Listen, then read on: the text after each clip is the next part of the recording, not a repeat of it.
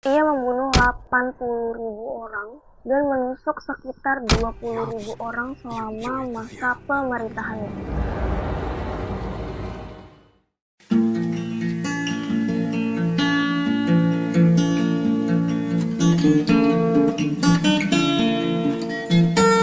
Halo guys, welcome back to my channel. Yay! Jadi hari ini akhirnya aku bikin chat time lagi setelah sekian lama gak bikin, sorry banget guys. Nah kali ini aku akan ngangkat cerita tentang vampir atau Dracula di dunia nyata. Kalian pasti pernah nonton film-film tentang vampir atau Dracula kayak Twilight dan Vampire Diaries buat kalian yang tahu. Jadi buat kalian yang kepo, keep on watching. Jadi awalnya cerita vampir itu dimulai pada tahun 1819 dengan cerita yang berjudul The Vampire oleh John Polidori. Nah, cerita itu yang mendasari semua cerita-cerita fiktif tentang vampir ini. Nah, terus adalah nih kan, penulis juga namanya Bram Stoker.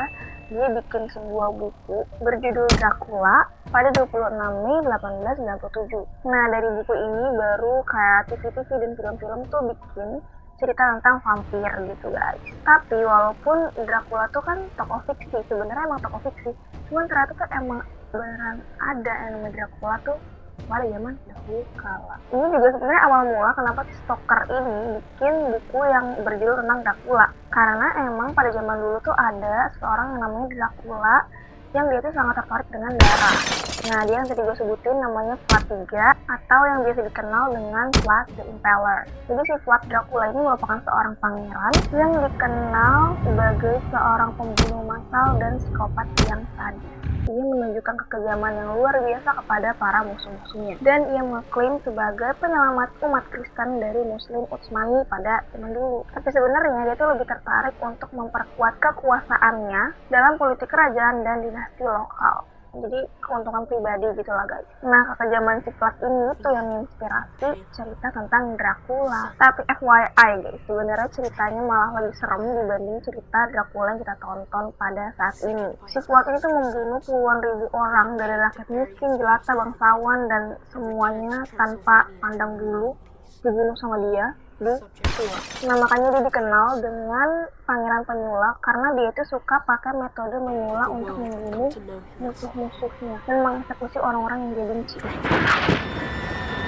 Vlad lahir pada musim dingin tahun 1431 di benteng militer Sigoswara, Transilvania, yang merupakan bagian dari kerajaan Hungaria. Nah, ayahnya dari Vlad III ini, yaitu Vlad II, dia merupakan mantan pangeran Wallachia yang diasingkan ke Transilvania, dan ibunya yang merupakan seorang putri dari Moldovia yang bernama Putri Snezhna, dan diyakini ibunya ini merupakan istri kedua dari ayahnya. Pada tahun 1431, Raja Sigismund dari Hungaria melantik ayahnya menjadi Ordo Ksatria, yaitu Order of the Dragon. Nah, ini merupakan sebuah organisasi yang didirikan oleh Kekaisaran Romawi Suci untuk mempertahankan agama Kristen dan menolak invasi Utsmani ke Eropa. Nah, dari sebutan ini itu yang ngasih nama belakang Dracul ke Vlad II. Jadi nama itu tuh aslinya berasal dari kata Drak yang artinya naga dari bahasa Rumania kuno. Nah makanya si Vlad III namanya Dracula atau putra dari si Dracul itu. Tapi dalam bahasa Romania modern sekarang Drac itu diartikan sebagai iblis. So, sebenarnya apa sih yang bisa bikin dia jadi jahat kayak gitu? Pada tahun 1436, ayah dari Dracula ini naik tahta. Tapi setelah 6 tahun ia digulingkan, yaitu pada tahun 1442 oleh fraksi saingannya yang ada di Hungaria. Nah, tapi dia itu berhasil untuk meyakinkan Kesultanan Ottoman supaya dia bisa naik tahta kembali guys. Dengan catatan dia harus membayar upeti ke Kesultanan Ottoman. Pas Vlad II ini bertemu dengan Sultan Murad II dari Kesultanan Ottoman pada tahun 1442, dia tuh bawa dua anak-anaknya yang bernama si Dracula ini sama satunya Radu. Di sejarah ini dibilang bahwa sebenarnya itu tuh merupakan sebuah jebakan untuk si Vlad II. Jadi kalau misalnya Vlad II mau bebas, dia tuh harus meninggalkan putranya dengan Kesultanan Ottoman. Nah, kemudian si Vlad II ini setuju dengan meninggalkan putra-putranya karena dia merasa bahwa oke, putra gue bakalan lebih aman nih sama mereka. Nah, pas inilah ayahnya Vlad III tunduk pada Kesultanan Ottoman untuk menghindari ancaman.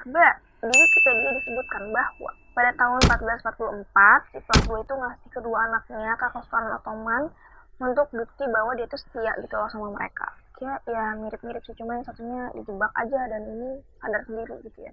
Long story short, pas di kerajaan Ottoman ini, si Radu itu tuh bener-bener baik banget dan dia bener-bener ikutin kayak patuh itu akan perintah dari Ottoman. Sedangkan si Plat III ini, si Dracula tuh sama sekali nggak patuh. Jadi tuh dia kayak sering disiksa dan dihukum di sana. Nah, dari sini pun si Radu jadinya tuh kayak dekat gitu kan sama Kesultanan Ottoman dan Sultan Mehmed II yang nantinya bakal jadi raja. Jadi tuh kayak si Dracula tuh merasa bahwa dia tuh nggak diberlakukan dengan adil. Jadi tuh dia kesal tuh di situ. Sampai akhirnya si Radu ini memeluk agama Islam dan bersahabat dengan Sultan Murad II atau Mehmed II. Nah, si Mehmed ini yang dikenal dengan Al-Fatih atau Sang Penakluk. Nah, dari seleknya ini nih sama Kesultanan Ottoman yang diduga kuat menjadi salah satu alasan kenapa si Plat bisa kejam sampai segitunya. Plat juga ternyata iri sama preferensi ayahnya kepada kakak tirinya Mircea II dan Plat Julugarul. Plat juga nggak percaya sama ayahnya karena dia pikir ayahnya tuh tega banget kenapa bisa nuker dia dan adiknya ke Kesultanan Ottoman dan dia mulai mengkhianati sumpahnya pada Ordo Naga. Jadi si Order of the Dragon ini tuh sebenarnya tugasnya ngapain sih? Tugasnya itu atau sebenarnya dia punya tugas khusus itu untuk kekalahan Kekaisaran Ottoman, guys. Ya jelas ya dia mengkhianati karena dia malah bersekutu atau bekerja sama gitu dengan Kekaisaran Ottoman. Kerajaannya Plat II ini terletak di Wallachia. Wallachia ini terletak di antara Eropa dan tanah Muslim Kekaisaran Ottoman. Nah, karena dia itu ada di perantaraan gitu kan di tengah-tengah tuh, jadi kerajaan ini tuh sering banget dibuat tempat untuk perang gitu guys. Wallachia atau Romania sekarang itu sebenarnya bukan kerajaan monarki atau keturunan yang tradisional, melainkan mereka itu terdiri dari beberapa klan bangsawan.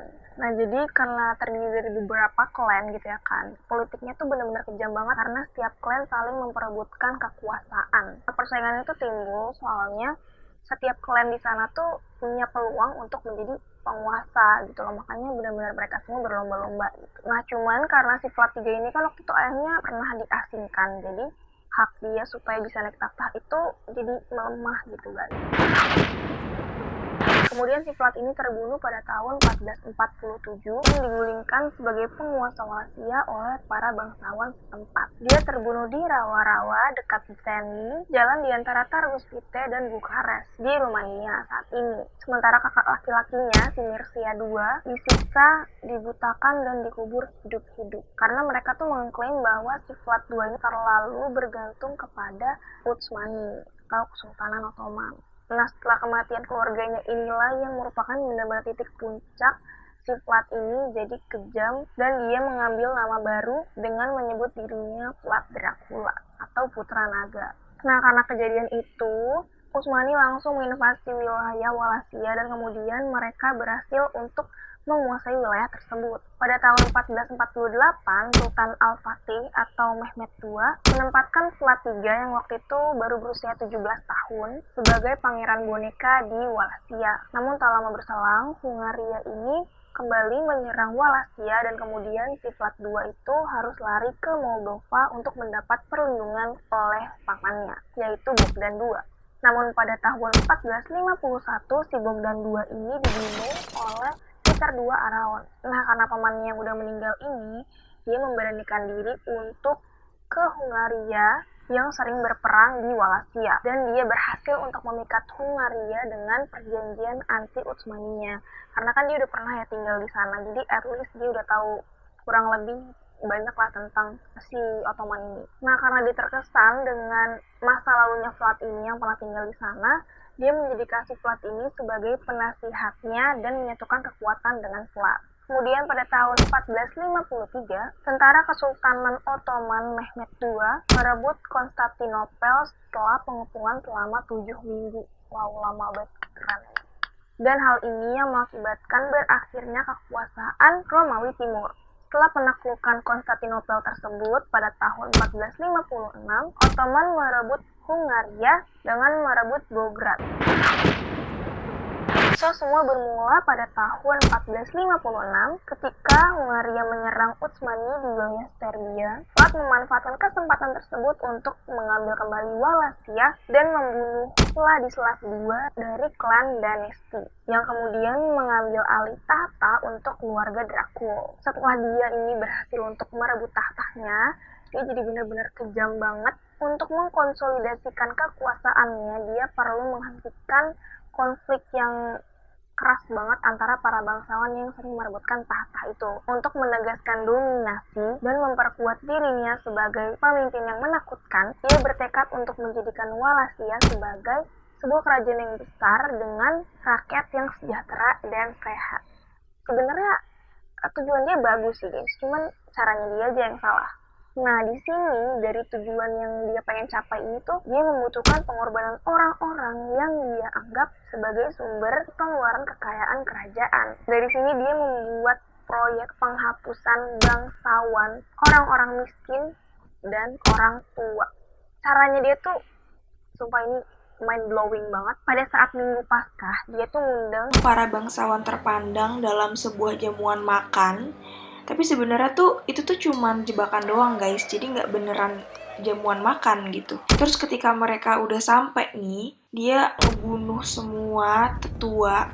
Terus yang muda-muda itu dia jadiin sebagai budak dia. Nah karena mereka kan biasa jadi bangsawan yang gak melakukan pekerjaan yang berat gitu. Akhirnya banyak dari budak-budak itu yang tewas. Soalnya mereka tuh disuruh buat ngebangun kastilnya Vlad yang sekarang ditempatin. Itu namanya Benteng Ponari. Sampai baju bangsawan mereka tuh udah robek-robek compang-camping gitu. Terus pada gak pakai baju. Nah abis sukses nih ya sama ngebunuh para bangsawan, dia tuh membagikan tanah-tanah bangsawannya ini kepada petani-petani kecil yang setia sama dia. Dari bangsawan-bangsawan yang jadi budak itu, mereka ada yang berhasil pergi atau melarikan diri, tapi ya udah mereka pergi tapi kayak bungkam gitu habis kejadian itu karena bener-bener semengerikan itu ya kan. Nah dari situ dia disebut atau dikenal dengan nama Vlad Tepes atau Vlad Sang Penyulat. Semenjak itu dia memperketat semua peraturan yang ada di Wallachia untuk menjamin pemerintahannya dan memberikan hukuman berat bagi pelaku kejahatan yang pastinya karena hukuman berat tersebut wilayah Wallachia tuh aman banget karena orang-orang tuh pada takut sama hukuman berat yang dibuat sama si Vlad. Selain kebijakan ekstrim tersebut, Vlad juga menghukum para wanita yang terlibat dalam perzinahan. Payudara mereka tuh dipotong dan dikuliti terus direbus hidup-hidup. Kemudian mayat mereka dijadiin tontonan umum. Berarti jadi daging manusia rebus ya. Seperti yang udah aku bilang tadi, metode yang paling favorit digunakan sama si Vlad ini itu adalah penyulaan. Kematian seperti ini tuh salah satu kematian yang paling menyiksa dan dapat berlangsung selama beberapa jam. Karena kan tombaknya itu dimasukin dari anus atau masuknya nanti ke perut dulu gitu kan. Terus keluar ke kerongkongan, terus ke mulut gitu. Ya pokoknya kayak gitulah. Very disgusting sih. Untung sekarang udah nggak ada ya gitu-gituan. Atau masih ada, let me know. Nah kalau misalnya lagi ada eksekusi kayak gitu tuh, apalagi misalnya ada eksekusi yang dilaksanakan kepada ribuan orang secara bersamaan, pasukan Vlad tuh bakal bikin tombak-tombaknya tuh melingkarin kastilnya dia. Terus kayak nanti ditusuknya di situ dan nggak ada yang boleh nurunin tombaknya itu satu orang pun. Pokoknya tuh korbannya nggak boleh turunin guys. Jadi dia udah biarin aja tuh terpampang nyata di situ. Dan semakin tinggi jabatan korban, semakin tinggi pula tombak yang dipakai. Vlad juga menusuk puluhan pedagang dari Saxon di Kronstadt atau yang sekarang disebut Brasov di Rumania yang pernah bersekutu dengan para bangsawan di sana pada tahun 1456. Sekitar waktu yang sama juga, waktu itu ada utusan dari Ottoman yang memiliki audiensi dengan Vlad, tapi mereka tuh menolak untuk meletakkan sorbannya gitu guys. Jadi mereka nggak mau nyopot sorbannya. Si Vlad tuh memuji kereligiusan mereka, but dia tuh tetap ngebunuh utusannya itu. Tapi itu janji kayak sorbannya tetap bakalan ada di atas kepala mereka. Syahid kali ya. Kesadisan lainnya dari si Vlad Impaler ini, ada yang bilang bahwa dia tuh punya kuali tembaga yang gede banget. Jadi tuh nanti orang-orang tuh bakalan dimasukin ke kuali itu, meletakkan kepala-kepala mereka di lubang-lubangnya dan mengikat mereka di sana. Kemudian dia mengisinya dengan air dan membakar kuali itu dan membiarkan orang-orang di atasnya. Berarti dia ngerebus manusia secara massal ini. Dan mereka tuh direbus sampai meninggal guys. Sumpah. Oh, kalau ngerebus ayam aja tuh udah mati ya kan. Ini orang masih hidup direbus. Gila lagi. Dan penyiksaan yang menakutkan ini justru kayak sangat tidak manusiawi. Semuanya sih nggak manusiawi ya, cuman ini kayak jahat, bener-bener jahat banget gitu. Dan ini belum pernah terjadi, disebutinnya kayak gitu. Jadi dia tuh memerintahkan kepada para wanita yang punya baby masih kecil, mereka tuh ditusuk bareng-bareng bersamaan dengan babynya yang sedang menyusu di tiang yang sama. Baby-babynya nanti bakalan bertahan hidup sendiri di dada ibunya mereka sampai mereka juga ikutan mati. Jahat banget, masih baby, oh my god. Terus juga nih ada pedagang Jerman yang tinggal di Transylvania juga kena kekejaman dari Vlad. Jadi tuh mereka, para pedagang ini dianggap sebagai parasit yang hidup di wilayah tersebut. Kemudian pada hari Santo Baloromus di tahun 1459, ia memerintahkan untuk mengeksekusi 3.000 pedagang dan boya di kota Brasov. Dan setahun kemudian 10.000 pedagang dieksekusi di wilayah Sidi. Legenda juga mengatakan bahwa si Vlad ini tuh bikin jamuan makan malamnya sendiri di hutan Mesir. Jadi kayak tombak-tombak berdiri gitu tuh. Dia tuh makan tuh di bawah situ. Dia tuh melakukan itu untuk menakuti musuh-musuhnya. Cara inilah yang membuat para musuh-musuhnya tuh takut sama Vlad. Kemenangan Vlad atas penyerbuan Ottoman dirayakan di seluruh wilayah Wallachia, Transilvania, dan seluruh Eropa. Bahkan membuat Paus Pius II terkesan. Sejarah pada saat itu mengklaim bahwa ia membunuh 80.000 orang dan menusuk sekitar 20.000 orang selama masa pemerintahannya, termasuk pedagang Sakson, desertir Ottoman, dan tahanan perang pengkhianat. Pembantaian tersebut sangat mengganggu sehingga beberapa sultan Ottoman mundur begitu melihatnya. Di atas semua kekejamannya, kira-kira dia tuh matinya kayak gimana guys? So, kita akan bahas sekarang. Jadi pada tahun 1460 sampai 1461, Sultan Utsmani Al-Fat meminta Vlad III untuk memberikan penghormatan kepada dirinya secara personal dengan memberikan upeti sebanyak 10.000 duk setiap tahunnya. Akan tetapi Vlad justru menangkap dua duta Utsmani dan menyelam mereka. Pada musim dingin tahun 1461 sampai 1462, dia dan pasukannya menyeberangi Danube dan menyusup ke kamp militernya Utsmani. Peristiwa ini menelan 20.000 tentara Utsmani dan Bulgaria. Nah, karena peristiwa tersebut, Sultan Al-Fatih mendeklarasikan perang kepada Vlad III atau kepada Wallachia untuk mengganti Vlad III menjadi saudaranya Radu. Nah, ketika puluhan ribu tentara Ottoman ini bergerak menuju Wallachia, mereka menemukan 20.000 tahanan Turki yang telah disula oleh Dracula ini di tepi Danube.